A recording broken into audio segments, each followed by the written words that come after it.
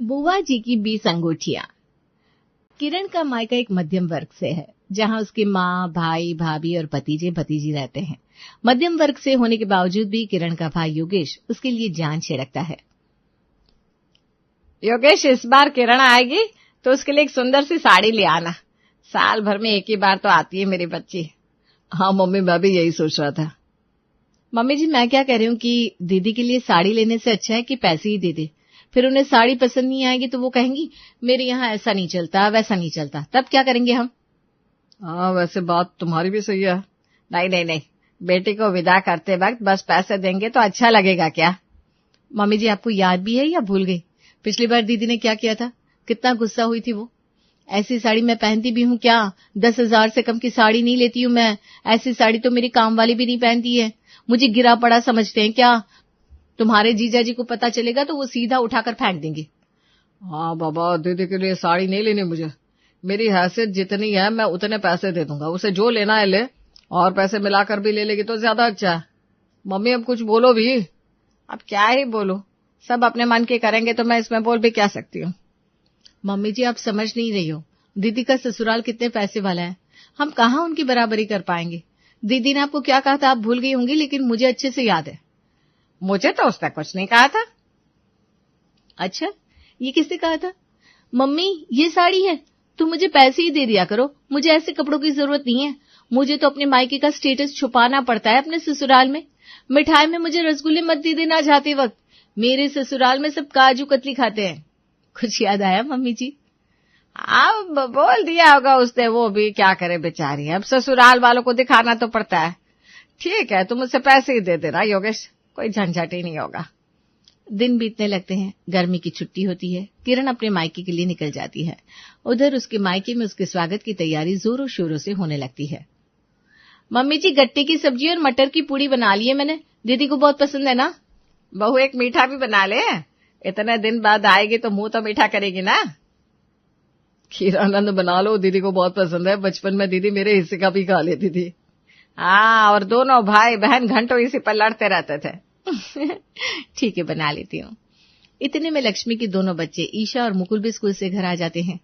बुआ आ रही है, उन्हें लेने मैं स्टेशन जाऊंगा। हाँ हाँ बेटा, जा। अब अभी से ये सब नहीं सीखेगा तो कब सीखेगा? लेकिन पहले तू खाना खा ले फिर जाना। ठीक है दादी। दादी, मेरे लिए क्या लाएगी बुआ? कुछ तो लाएगी ही, आने तो दे उसे पहले। योगेश और मुकुल किरण को लाने स्टेशन जाते हैं। एसी में कंफर्टेबल होता है आने में। योगेश, मेरे लिए तो एसी वाला टैक्सी करना, मैं नहीं जा सकती ऐसे। हाँ दीदी। किरण दोनों के साथ घर पहुंचती है। किरण के दोनों हाथों की उंगलियों में अंगूठियां भरी पड़ी थी। कामवाली की नजर सीधा उस पर पड़ती है तो कहती है, दीदी एक बात कहूं, आपके हाथ में अंगूठियां बहुत जचती है। हाँ वो तो है, मेरे हाथों में अंगूठियां बहुत अच्छी लगती हैं। इतने में ही ईशा वहां आकर कहती है, बुआ मेरे लिए क्या लाई हो? तेरे लिए मेरी तरह ये अंगूठी लाई हूं। अब देखना, इसको पहनने के बाद तू कैसे अपनी क्लास में अव्वल आती है। थैंक यू बुआ, मुझे ये हरे रंग की अंगूठी बहुत अच्छी लगी। किरण हॉल में बैठती है और अपने हाथों को ऐसे घुमाती रहती है कि सबकी नजरें उसके हाथों पर पड़े।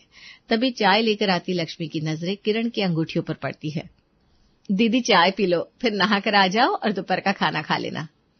हाँ, पहले चाय दे दो। दीदी, आपकी अंगूठियां बहुत अच्छी लग रही हैं, लाल, पीली, नीली। मुझे भी ना अंगूठियों का बहुत शौक है, लेकिन क्या करूं, औकात नहीं है मेरी। अरे भाभी, ये पीली वाली अंगूठी पहन कर देखो, फिर देखो तुम्हारी औकात कैसे बन जाती है सब कुछ लेने की। दीदी, सोने में बनवाने जितना पैसा नहीं है मेरे पास। अरे पागल, तुझे सोने में बनवाने को किसने कहा? तू ना ये पीला पत्थर देख, इसे तांबे में बनवा लेना। मैं जानती हूँ एक दुकान वाले को, मैं बनवा दूंगी तेरा भी। ठीक है दीदी, मैं पैसों का जुगाड़ करती हूँ। क्या पता मेरे दिन भी पलट जाए। क्या पता क्या पलट ही जाना है, देख लेना तुम।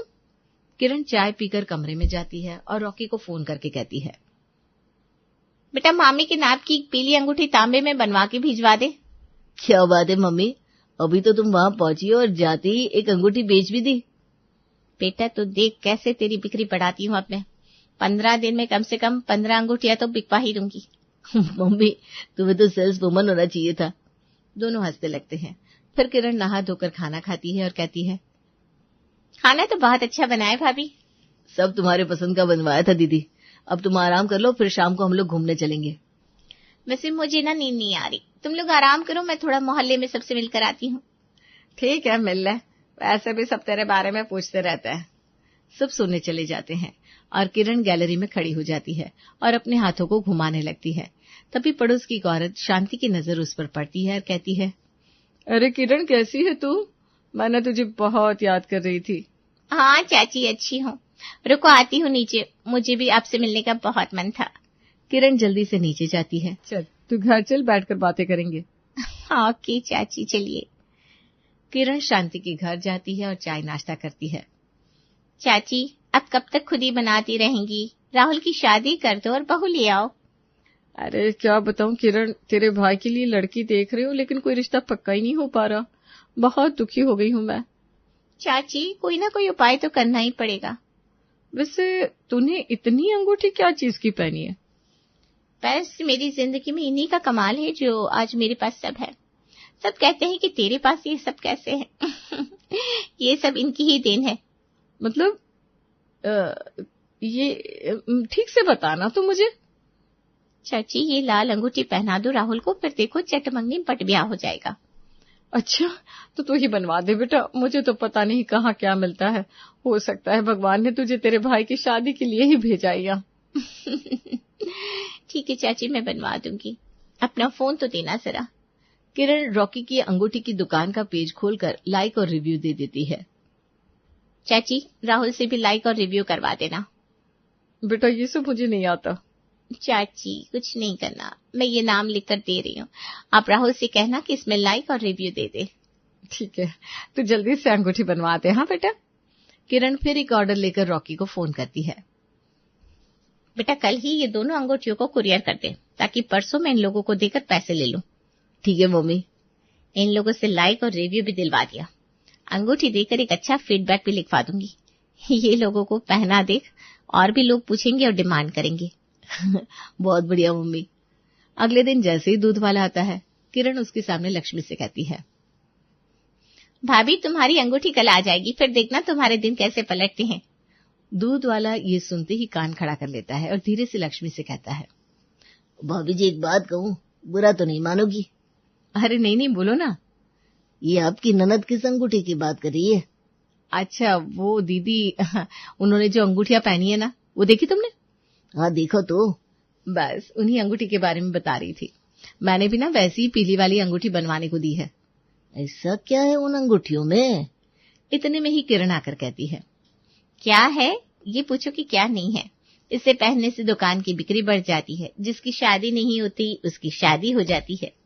जिसे जो चाहिए उस हिसाब से अंगूठी बनवाता है। अब देखो मेरे पास सब कुछ है। भाभी ने अंगूठी बनवाई है पीली वाली, और वो पड़ोस वाली आंटी, उन्हें भी जानती होगी तुम। इतने वक्त से हमारे यहाँ दूध दे रहे हो। हाँ हाँ, उन्हें तो बहुत अच्छे से जानता हूँ। वहाँ भी मैं ही तो दूध देता हूँ। ओह अच्छा, उन्होंने अपनी बेटी की शादी के लिए लाल अंगूठी बनवाई है। दीदी तब तो मेरे लिए भी ऐसी अंगूठी बनवा दो जिससे मेरी भी गहराई बढ़ जाए। ठीक है, बनवा दूंगी।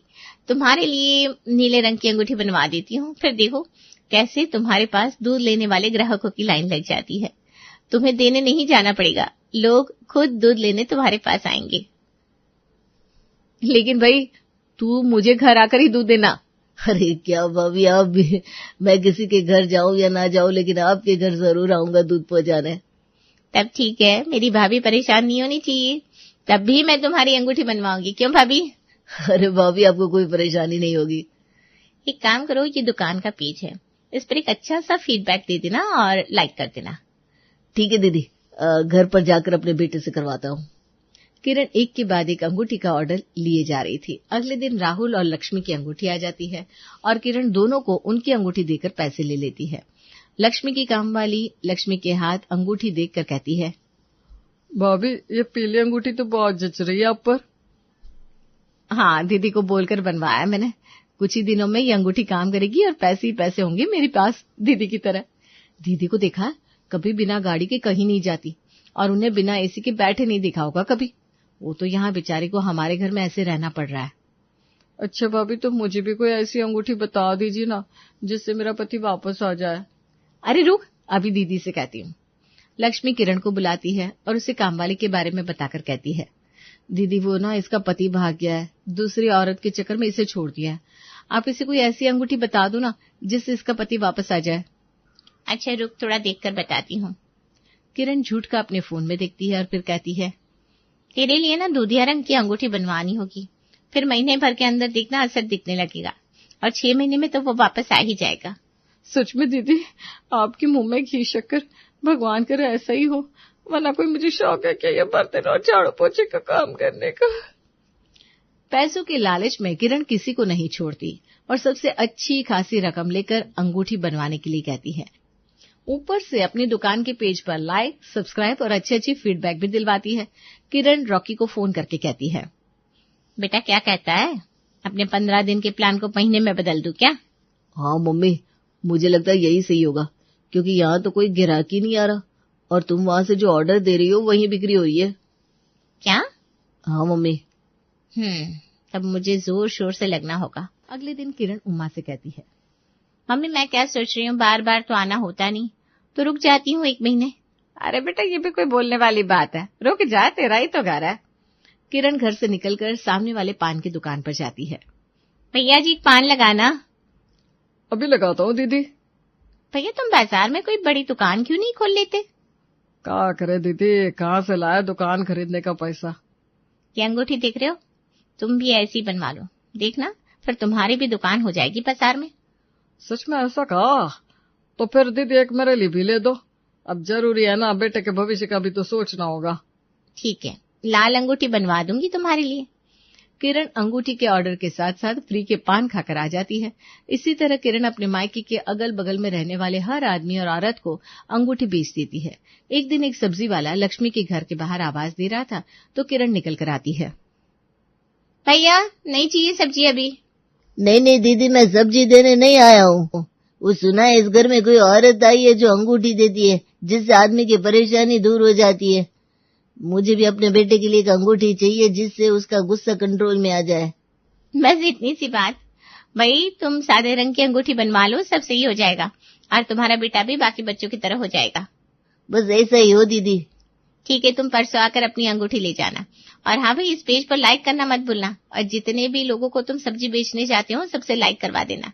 करवा दूंगा दीदी। किरण 20 दिन में ही 30 से ज्यादा अंगूठियां बेच देती है। एक दिन किरण लक्ष्मी से कहती है, भाभी क्यों ना तुम अपनी सहेलियों को घर पर बुलाओ, इसी बहाने मैं भी उनसे मिल लूंगी। अरे नहीं दीदी, उन्हें बुलाने का मतलब काम बढ़ जाना, मुझे खाना पीना बनाना पड़ेगा। अरे पापा मैं हूं ना भाभी, काम में मदद करवा दूंगी और कुछ ज्यादा करने की जरूरत नहीं है, चाय और नाश्ता बना दो बस, बाजार से समोसे मंगवा लेना। ठीक है, आप कहती हैं तो बुला लेती हूँ। वैसे भी मेरी किटी उठी है, मैंने सोचा कि मैं जा नहीं पाऊंगी तो किसी और को दे दूंगी, अगले महीने कर लूंगी मैं, लेकिन आपकी मदद से लगता है इस बार मिल जाएंगे पैसे। मेरी नहीं, इस अंगूठी की मदद से रुका हुआ पैसा खुद चल पड़ता है आने को। लक्ष्मी अपनी सहेलियों को किटी पर घर बुला लेती है, बाजार से नाश्ता मंगवा लेती है और घर पर ही चाय कॉफी बना लेती है। किटी होने के बाद किरण मौका पाते ही अंगूठी की बात छेड़ देती है। देखो भाभी, महीना पूरा भी नहीं हुआ और हाथ में पैसे आ गए, देखा इस अंगूठी का कमाल। हाँ दीदी, सो तो है। कौन सी अंगूठी की बात हो रही है? कौन सी अंगूठी? ये पीली वाली क्या जो तूने पहनी है आज? हाँ, आज नहीं, मैंने 20 दिन पहले पहनी थी। अच्छी लग रही है। ऐसा क्या है इसमें जो दीदी ने ऐसा कहा? अंगूठी पहनने से पैसे आने के रास्ते बनते हैं, जिसको जो परेशानी है वो उस हिसाब से रंग पहनता है। दीदी तब मेरे पति के लिए भी एक अंगूठी बनवा दो ना, मुझे बहुत डर लगता है कहीं उनका एक्सीडेंट ना हो जाए। वो मेरी एक नहीं सुनते और बहुत तेज गाड़ी चलाते हैं। दीदी मेरे बेटे का पढ़ने में एक जरा मन नहीं लगता, आप उसे ऐसा कुछ दो जिससे वो पढ़ने लगे। तेरे बेटे के लिए हरी अंगूठी और उसके पति के लिए भूरी अंगूठी बनवा देती हूँ, चिंता मत कर, सब सही होगा। बस इस पेज को लाइक और 5 रिव्यू दे दो और एक अच्छा सा फीडबैक भी दे देना। ठीक है दीदी।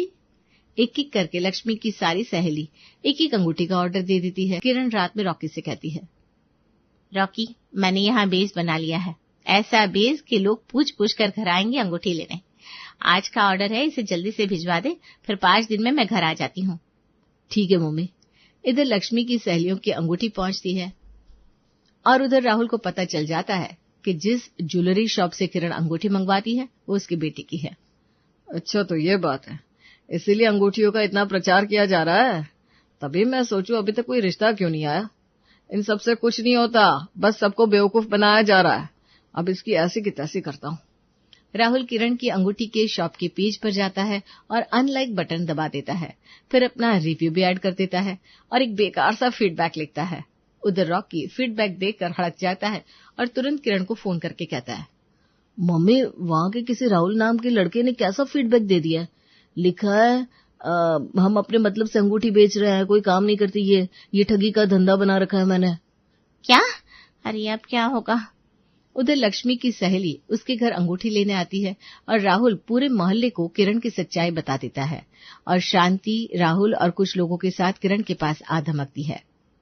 किरण अपने बेटे की दुकान चलाने के लिए हम सबको लूटने आई है। पहनते ही रिश्ता लग जाएगा। रिश्ता क्या लगेगा? जब से इसने ये अंगूठी पहनी है तब से जो रिश्ते आ रहे थे ना वो भी आना बंद हो गया। सबको बेवकूफ बना रही हो। हाँ, मुझे भी कहा था मेरा पति आ जाएगा, उसके तो मरने की हालत हो गई है। मुझे कहा था तुम्हारे ग्राहक बढ़ जाएंगे। बढ़ेंगे क्या? एक एक करके दूध लेना सब बंद कर रहा है। मेरे गाय बीमार हो चली है। मुझसे कहा था मेरे बाजार में बड़ी सी दुकान खुल जाएगी। अब तो ऐसी नौबत आ गई है कि ये घुमटी भी बंद होने के कगार पर है। लक्ष्मी की सहेलियां अंगूठी नहीं लेती। अच्छा हुआ हमने अभी तक पैसे नहीं दिए थे। अच्छा हुआ हम बच गए। चलो बहनों यहाँ से, वरना फिर कोई और जाल डाल देगी हम पर। अरे लेकिन मेरे पैसे तो देते जाओ जो उन अंगूठियों को बनवाने में लगे हैं। आप ही इसे पहन लो। लक्ष्मी की सहेलियां चली जाती हैं। किरण माथे पर हाथ रखकर बैठ जाती है। बाकी लोग अपना पैसा मांगने लगते हैं। अरे कहाँ से लाऊं मैं पैसे? ठीक है, पैसे नहीं दोगी तो देख अब क्या करते हैं हम। राहुल सबको एक खराब फीडबैक डालने को कह देता है। सब वैसा ही करते हैं जैसा राहुल कहता है और अपनी अपनी अंगूठियां किरण के मुंह पर मार कर चले जाते हैं। किरण पूरी तरह बर्बाद हो जाती है और वापस चली जाती है। अब जो रॉकी की दुकान थोड़ी बहुत भी चलती थी ऐसे फीडबैक के कारण बंद हो जाती है। इसे कहते हैं जैसी करनी वैसी भरनी। ये कहानी है रामगढ़ के मनीषा निवास की। मनीषा जी की एक ही बेटी थी प्रिया, जिसकी शादी हो चुकी थी। प्रिया बड़े ही कंजूस स्वभाव की थी और जब बात हो अपनी भाभी की तो क्या कहने। बताओ रिशु, एक हफ्ते में क्या आने वाला है? 4 दिन का वेकेशन। ज्योति, हम छुट्टी में छत पर पिकनिक करते हैं। कितने दिनों से हमने कुछ एंजॉय ही नहीं किया। क्या रिशु, पार्टी का बोला भी तो छत पर। तुम्हें सच में याद नहीं है क्या कुछ? मेरा बर्थडे है 4 दिनों में और इस बार घर पर केक बनाकर हैप्पी बर्थडे मत कह देना। हर बार दीदी कुकर में केक बनाकर ले आती है, मार्केट से एक केक भी नहीं मंगवाता कोई। शर्म से आज तक बर्थडे की एक पिक्चर तक व्हाट्सएप पर नहीं लगा पाई मैं। पर इस बार ना मुझे पार्टी चाहिए। पार्टी? और तुम तो जानती हो ना मम्मी को। उसकी फिक्र मत करो, मैंने सोच लिया है क्या करना है। पार्टी दोगे तुम और नाम होगा मेरे भाई का। मैं कह दूंगी पार्टी करण ने दी है, फिर तो तुम्हारी माँ मुंह मोड़ मोड़ कर खाएगी। बेटे का पैसा जो खर्च नहीं हो रहा। और एक हफ्ते के बाद होती है शानदार पार्टी। पार्टी में पहुंचते हैं ज्योति के स्कूल फ्रेंड्स, मायके वाले और ससुराल वाले तो आने ही थे, पर ज्योति की खास नजर थी अपनी सास और ननद के गिफ्ट्स पर। भाभी की घर वालों की हैसियत तो जानती हो ना माँ। जिन लोगों ने अपनी बेटी की शादी में पैसे खर्च नहीं किया, वो अपनी शादीशुदा बेटी की बर्थडे पार्टी में इतना खर्च करेंगे क्या? भगवान जाने तुम कैसे मुंह मोड़ मोड़ कर खाना खा रही हो। मुझे तो लगता है ये सब रिशु के पैसों से ही हो रहा है। अगर ये सब रिशु के पैसों से हो रहा होता तो तुझे लगता है कि तेरी माँ ये अनाप शनाप खर्च होने देती? बिल्कुल भी नहीं। रिशु के खाते में एक फूटी कौड़ी भी नहीं है, कहाँ से देगा पैसा? तू इतना सोचा मत कर। शांति से जो मिल रहा है खा ले और 2-4 डब्बे भरकर अपने ससुराल ले जाना। 2 दिन तक तुझे खाना बनाने की जरूरत नहीं पड़ेगी। वो सब तो ठीक है मम्मी, पर ये नया लफड़ा बर्थडे पर गिफ्ट तो आज एनिवर्सरी, कल एंगेजमेंट एनिवर्सरी, हर रोज भाभी कोई ना कोई चोचला करती रहती है। इतने सारे गिफ्ट रोज रोज, अब तुम ही बताओ। अरे तो किसने बोला गिफ्ट देने को? एक लिफाफे में 51 रुपए डाल कर दे दे। बाहर नाम मत लिखना, उसे कौन सा पता चलेगा किसने क्या दिया है। नहीं नहीं मम्मी, तुम जानती हो ना मैं ये छोटे काम नहीं करती। एक बहुत ही महंगी साड़ी खरीदी है मैंने भाभी के लिए, वही गिफ्ट कर दूंगी। प्रिया सड़क के किनारे से लाई हुई 100 रुपए की साड़ी को महंगा बताकर अपनी भाभी को गिफ्ट कर देती है। आपका गिफ्ट तो मैं भूलने से रही दीदी। बाकी गिफ्टों को भले ही आग लग जाए, आज मेरी नजर आपकी प्यारी गिफ्ट पर ही रहेगी। प्रिया जानबूझकर अपने गिफ्ट पर अपना नाम नहीं लिखती, पर ज्योति बड़ी होशियार थी। वो अपनी ननद के दिए हुए गिफ्ट को पहले ही अलग कर लेती है। पार्टी के बाद प्रिया सबसे पहले अपनी ननद की दी हुई गिफ्ट को खोलकर चेक करती है। हे भगवान, ये साड़ी है या किसी घर का उतरा हुआ पर्दा? दीदी ना अपनी हरकतों से कभी बाज नहीं आएगी। मम्मी को बताऊंगी तो वो खुद दीदी की ही तारीफ करेंगी। मैं हमेशा इतने महंगे महंगे गिफ्ट्स देती हूँ इन्हें, और एक ये है। पर इस बार नहीं, बहुत हुआ आप। कुछ दिनों बाद प्रिया के देवर की शादी रहती है, जिसमें उसका पूरा ससुराल पहुंचता है। अपने रोने की आदत से परेशान शादी के एक दिन पहले प्रिया अपनी भाभी से कहती है, आप तो यहाँ कितनी सारी साड़ियाँ लेकर आई हैं भाभी। मेरा तो जानती है ना आप, खुद के देवर की शादी है, कहाँ फुर्सत मिलती है अपने घर की शादी में। सबके लिए शॉपिंग करते करते अपनी ही शॉपिंग नहीं कर पाई, बताइए। आपके बर्थडे पर देने को वो 10,000 की साड़ी ले ली मैंने, पर खुद के लिए अरे ईयरिंग का सेट भी नहीं ले पाई मैं। अरे बेटी, सबका सोचना छोड़ दे। बेचारी जब देखो सबका ही सोचती रहती है। जा तो बहू, एक साड़ी निकाल कर प्रिया को दे दे, और मना मत करना। प्रिया, घर की बात है। हाँ, जैसे कि मुझे पता ही नहीं कि आप उस साड़ी का क्या करोगी दीदी। हर बार का यही लफड़ा है, एक साड़ी मुझसे मांगना और उसे ना पहनकर संजोकर अलमारी में रख देना। पर मैं भी रैपिंग पेपर में डालकर आपको आपकी ही साड़ी थमा दूंगी दीदी। और ज्योति अपनी ननद की ही दी हुई साड़ी अच्छी तरह पैक कर अपनी ननद को पकड़ा देती है। 10,000 की साड़ी है दीदी, पर घर की शादी है ना, इतना भी खर्च ना किया तो क्या मजा है। अब कल ना इसी साड़ी को पहनिएगा। इसकी साड़ी उसके घर। रात को जब प्रिया अपने कमरे में सोने जाती है, उसकी सास वहां आकर कहती है, तेरे देवर की शादी है बहू, किसी पड़ोसी की नहीं। शादी का एक काम तो कर नहीं रही, जब देखो अपने मायके वालों के पेट में घुसी पड़ी रहती है। सब कुछ मुझे ही करना पड़ा। आने जाने वाले के लिए कपड़े मंगवा लिए मैंने, बस नेहा की साड़ी बाकी है।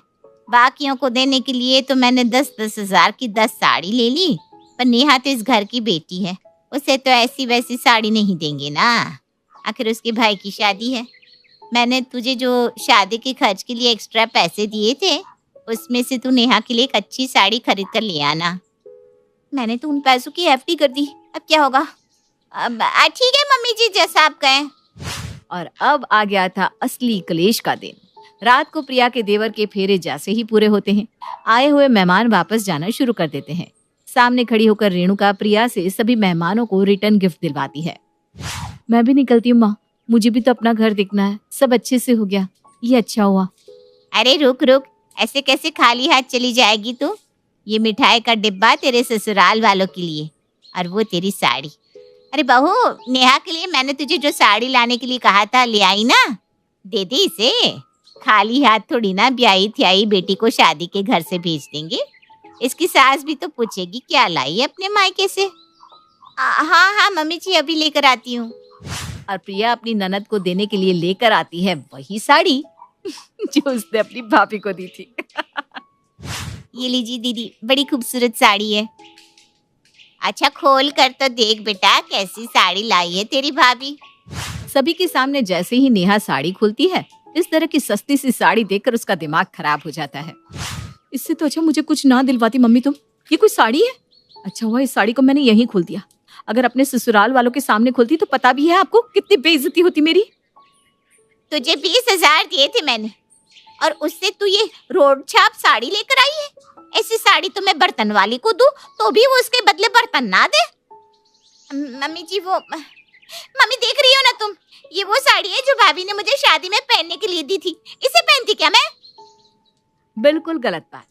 ये वही साड़ी है जो आपने मुझे मेरे बर्थडे पर दी थी, महंगी सी 10,000 की साड़ी बताकर। अब आपको अपने देवर की शादी में कुछ पहनना था ना, आपकी क्लास के हिसाब से, तो मैंने इसीलिए आपको ये साड़ी रिटर्न कर दी। 10,000 की है ये समझकर। क्यों ठीक किया ना मम्मी जी?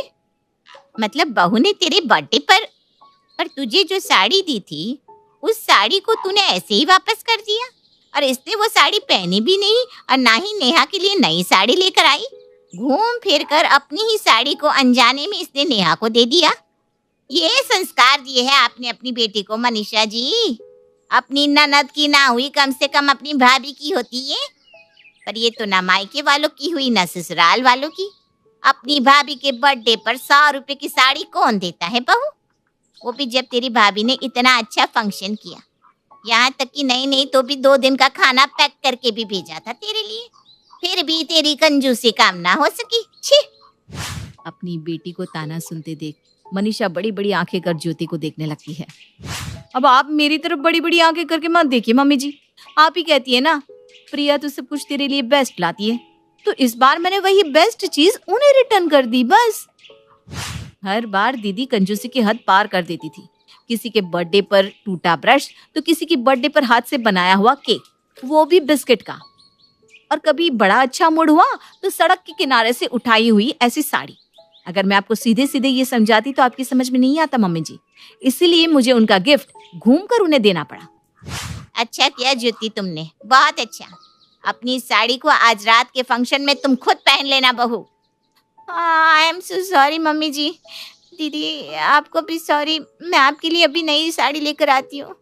और भाभी आपको भी सॉरी, मुझे अपनी गलती का एहसास हो गया है। वो क्या है ना, बचपन से ही मैंने देखा था मम्मी इधर से आया हुआ गिफ्ट उधर भेज दिया करती, तो मैंने भी वही किया। हाँ, अब तो इस सारी झंझट का पोटला मेरे सर पर रख दे तू। मैं गिफ्ट इधर से उधर करती थी, पर खोल कर देखती भी तो थी, तूने तो खोल कर देखा भी नहीं। बेकार ही तेरी साइड ले रही थी मैं। आप देख लीजिए समधन जी, आपके घर का मामला है, मैं चली। ध्यान रखिएगा दीदी, नमस्ते। अपनी ही फांसे में नेहा ऐसी फंस जाती है कि न इधर की रह जाती है न उधर की। और अगले दिन सभी मुंह दिखाई की रस्म में जब नेहा के घर आते हैं तो उसी साड़ी में प्रिया को सभी के सामने जाना पड़ता है। कहाँ फंस गई मैं? और इस सजा से उसे ये तो समझ में आ जाता है कि इतनी भी कंजूसी ठीक नहीं है। इस साल होली की छुट्टियों में अपने गांव दुर्गापुर वापस आता है, जहां उसे देख पूरा गांव खुशी से झूम उठता है। जब गया था तब इतना सा था और अब देखो कितना बड़ा हो गया है। हाँ सरपंच जी, जब मैं गया था तब आप भी बहुत जवान थे और अब देखो कितने बूढ़े हो गए हैं आप। चलो चलो बढ़िया है, बच्चा घर वापस आ गया। इसी खुशी में आज रात पार्टी होगी। क्या बात है, गांव में भी पार्टियां होने लगी। वैसे अगर पार्टी की बात है तो आज क्यों सीधा होली पार्टी करते हैं। होली पार्टी की बात सुन चहल पहल में अचानक सन्नाटा छा जाता है, जिसे देख मनोज को कुछ अजीब लगता है, लेकिन तभी सरपंच बात पलट देता है। अब बहुत देर हो गई, चलो सब अपने घर चलो, पार्टी के बारे में कल सोचेंगे। मनोज भी मम्मी पापा के साथ घर आ जाता है, पर होली पार्टी और उस पर पूरे गांव की खामोशी वाली बात अभी तक उसके जहन से निकलती नहीं। पापा, होली पार्टी की बात पर सब चुप क्यों हो गए थे? अरे होगी उनकी कोई अपनी बात, मुझे गांव की पंचायत ही थोड़ी पता है। थक गया हूँ, चलो सो जाते हैं, कल बात करते हैं। पापा की बात मानते हुए मनोज भी सोने चला जाता है। आज तो छुपा लिया, लेकिन हफ्ते बाद जब होली का दिन आएगा तब इसे कैसे रोकोगे? अगली सुबह सूरज के साथ ही मनोज भी गांव घूमने निकल जाता है, जिस पर रास्ते में उसे अपनी ही उम्र के कुछ लड़के भी मिलते हैं, जिनसे दोस्ती कर अब वो उनके साथ घूमने लगता है। इसी तरह कुछ दिन बीत जाते हैं और होली नजदीक आने लगती है। दोस्तों, होली में 4 दिन ही बचे हैं, पर गांव में उसकी कोई तैयारियां क्यों नहीं दिख रही? क्योंकि यहाँ होली नहीं मनाई जाती। अरे पर ऐसा क्यों? वो राजा भूषण। अरे तुम 4 दिन के लिए आए हो, क्या इतना सोच रहे हो? चलो कुछ खाने चलते हैं। इसी के साथ एक बार फिर होली की बात को टलते हुए देख मनोज को शक होने लगता है। वो घर पहुंचते ही इंटरनेट पर अपने गांव और राजा भूषण के बारे में जानकारी निकालने लगता है। क्या? मुझे आज तक ये नहीं पता था। ऐसा कैसे? किसी ने मुझे कुछ बताया क्यों नहीं? सारी जानकारी लेने के बाद मनोज गांव वालों या अपने मम्मी पापा से कुछ पूछे बिना खुद ही उसकी सच्चाई के बारे में छानबीन करने लगता है, जिसके चलते वो राजा भूषण की हवेली में पहुंचता है। वाह, क्या हवेली है यार! पर क्या यहाँ सच में कोई भूत है? हेलो भूत जी, कोई है क्या? हम इस साल गांव में होली सेलिब्रेट कर रहे हैं। क्या आप उस पर थोड़ा इंटरव्यू देंगे? मनोज के ऐसा बोलते ही गांव में तूफान उठ जाता है और हवेली में रखी सारी चीजें हिलने लगती है। एक अदृश्य शक्ति मनोज को धक्का देकर हवेली से बाहर निकाल दरवाजा बंद कर लेती है। ये सब देख मनोज हैरान रह जाता है। क्या अभी मुझे हवा ने धक्का देकर बाहर निकाल दिया? मेरे होते हुए इस गांव में कभी होली नहीं मन सकती, इसलिए दोबारा ऐसी कोशिश भी मत करना, अंजाम बुरा होगा। आवाज सुन मनोज हैरानी से इधर उधर देखने लगता है, पर उसे कोई दिखाई नहीं देता। वो गांव वापस आ जाता है, जहां तूफान की वजह से सब कुछ तहस महस हो चुका होता है। आखिर ये तूफान आया कैसे? ना ऐसा कोई मौसम था और ना ही हमने होली का त्योहार मनाने की बात की थी। सरपंच की बात पर कोई रिएक्शन दिए बिना मनोज चुपचाप अपने घर चला जाता है। इस तरह देखते ही देखते होली का दिन भी आ जाता है और मनोज रंग लेकर गांव में निकल जाता है, लेकिन गांव पूरी तरह खाली होता है। अरे त्योहार का दिन है, धूमधाम की जगह मातम क्यों मनाया हुआ है? मनोज की आवाज सुन सब अपने घर की खिड़कियां खोल के घर के अंदर से ही उसे वापस जाने के लिए कहने लगते हैं, पर वो किसी की नहीं सुनता। तुझे पहले भी समझाया था, अगर होली खेलने की कोशिश भी की तो अच्छा नहीं होगा। अरे बात मान लो बेटा, तुम्हें सच नहीं पता। मुझे सब पता है। सालों पहले इस राजा ने एक अंधविश्वास फैलाया और आप लोग आज तक उसे मानते आ रहे हो। अरे बेटा, जब तुम पैदा भी नहीं हुए थे उससे भी बहुत पहले से इस गांव पर होली का श्राप है। अगर गांव में होली का त्योहार मनाया जाता है तो प्रलय आना पक्की बात होती है। राजा भूषण इस सब में नहीं मानते थे और त्योहार मनाने लगे, जिसके चलते होली वाले ही दिन पहले उनके बेटे की और फिर उनकी मृत्यु हो गई। तभी से गांव की रक्षा के लिए उनकी आत्मा उस हवेली में रह रही है। सबकी बातें सुन मनोज उलझन में पड़ जाता है। सोचना भी मत मनोज, अगर तुमने इस परंपरा को तोड़ने की कोशिश भी की तो उसका परिणाम इस गांव और गांव के लोगों के लिए अच्छा नहीं होगा। मुझे भी यकीन नहीं हो रहा कि आप लोग एक बेतुकी बात को मानकर सालों से रंगों के त्योहार को मातम की तरह मनाते आ रहे हो। मनोज किसी की कोई बात ना मानते हुए पूरे गांव में रंग बिखेर देता है, जिसके तुरंत बाद वहां तूफान के साथ बिजलियां गरजने लगती है। अचानक मौसम में ऐसा बदलाव देख जहां मनोज कंफ्यूजन में आ जाता है, वहीं गांव वाले डर से सहम जाते हैं।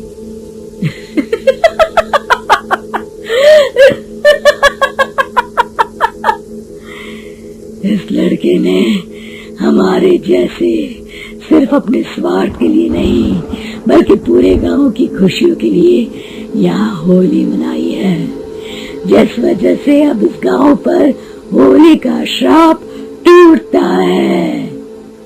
ऐसा बोलकर राजा का भूत वहां से गायब हो जाता है, जिसके बाद गांव के लोग धूमधाम से होली मनाते हैं। खुशियों के रंग गांव में बिखरे ही होते हैं कि अगली सुबह अचानक मनोज कहीं गायब हो जाता है और एक बार फिर गांव में होली का नया राज शुरू हो जाता है।